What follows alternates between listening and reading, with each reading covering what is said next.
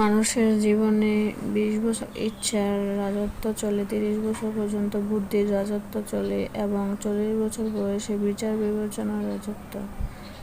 এই ভালোবাসা কাউকে দিবেন না যে ভালোবাসা সব সময় তাকে কাঁদাবে। জীবন কাটাময় এক যাত্রা, সাহস দিয়ে যাকে করতে হয় জয়। বানানো রাস্তা তো সবাই চলতে পারে, রাস্তা বানিয়ে নেয় মানুষ, তাকে পরিচয়। জীবনে সুখী তারাই যারা অন্যের বুকে ছুরি মেরে নিজের ভালো থাকতে পারে। রান না করলে মরবি না, ব্যাটিং কর, এটাই জীবন, এটা খেলা।